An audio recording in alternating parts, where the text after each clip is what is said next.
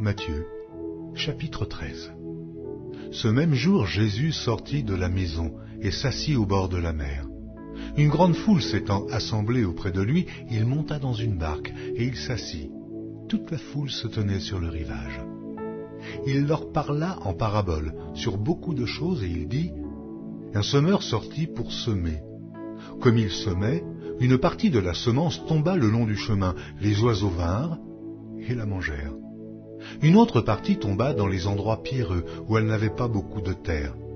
Elle leva aussitôt parce qu'elle ne trouva pas un sol profond. Mais, quand le soleil parut, elle fut brûlée et sécha, faute de racines. Une autre partie tomba parmi les épines, et les épines montèrent et l'étouffèrent. Une autre partie tomba dans la bonne terre. Elle donna du fruit, un grain 100, un autre 60, un autre 30. Que celui qui a des oreilles pour entendre, entende.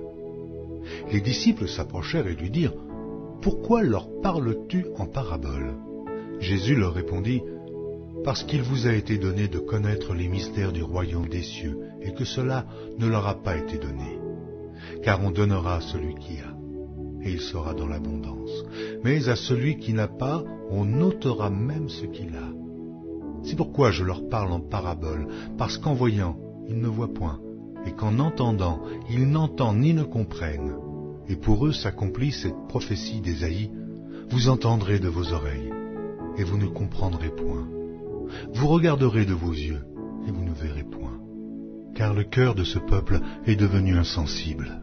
Ils ont endurci leurs oreilles, et ils ont fermé leurs yeux, de peur qu'ils ne voient de leurs yeux, qu'ils n'entendent de leurs oreilles, qu'ils ne comprennent de leur cœur, qu'ils ne se convertissent et que je ne les guérisse. Mais heureux sont vos yeux, parce qu'ils voient, et vos oreilles, parce qu'elles entendent.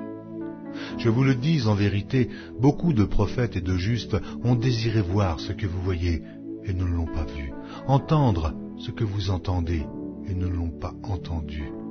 Vous donc écoutez ce que signifie la parabole du semeur.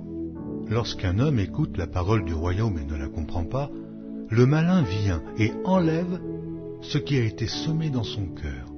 Cet homme est celui qui a reçu la semence le long du chemin.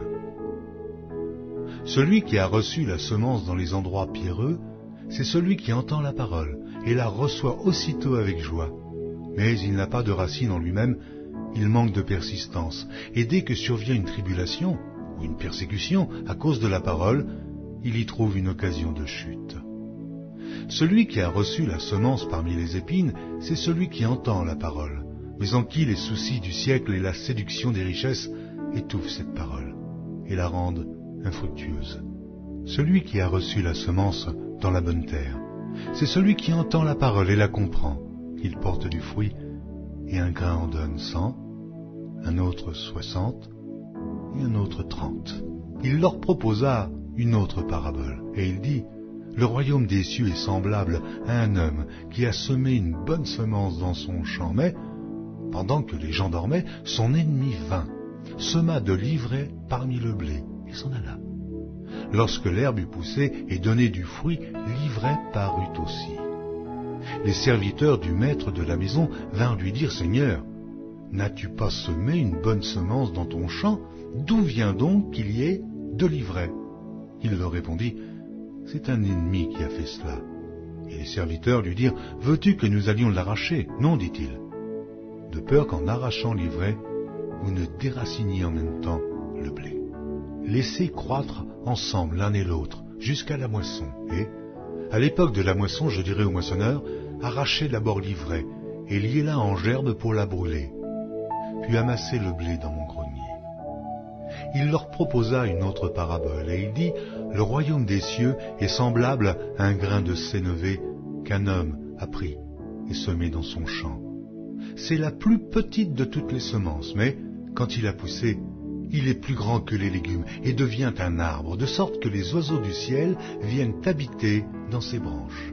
Il leur dit cette autre parabole : Le royaume des cieux est semblable à du levain qu'une femme a pris et mis dans 3 mesures de farine jusqu'à ce que la pâte soit toute levée.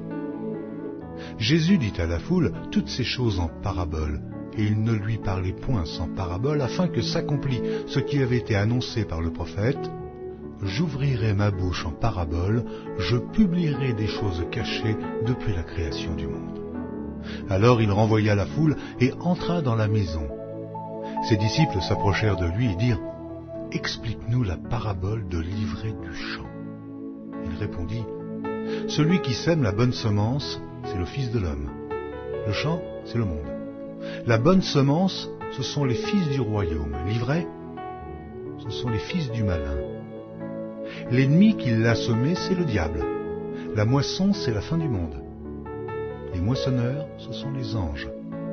Or, comme on arrache l'ivraie et qu'on la jette au feu, il en sera de même à la fin du monde. Le Fils de l'homme enverra ses anges qui arracheront de son royaume tous les scandales et ceux qui commettent l'iniquité, et ils les jetteront dans la fournaise ardente où il y aura des pleurs et des grincements de dents. Alors les justes resplendiront comme le soleil dans le royaume de leur Père. Que celui qui a des oreilles pour entendre, entende. Le royaume des cieux est encore semblable à un trésor caché dans un champ. L'homme qui l'a trouvé le cache, et dans sa joie, il va vendre tout ce qu'il a et achète ce champ. Le royaume des cieux est encore semblable à un marchand qui cherche de belles perles. Il a trouvé une perle de grand prix, et il est allé vendre tout ce qu'il avait et l'a acheté. Le royaume des cieux est encore semblable à un filet jeté dans la mer et ramassant des poissons de toute espèce. Quand il est rempli, les pêcheurs le tirent, et après s'être assis sur le rivage, ils mettent dans des vases ce qui est bon, et ils jettent ce qui est mauvais. Il en sera de même à la fin du monde. Les anges viendront séparer les méchants d'avec les justes, et ils les jetteront dans la fournaise ardente, où il y aura des pleurs et des grincements de dents. Avez-vous compris toutes ces choses? Oui, répondirent-ils. Et il leur dit, c'est pourquoi tout scribe instruit de ce qui regarde le royaume des cieux est semblable à un maître de maison qui tire de son trésor des choses nouvelles et des choses anciennes.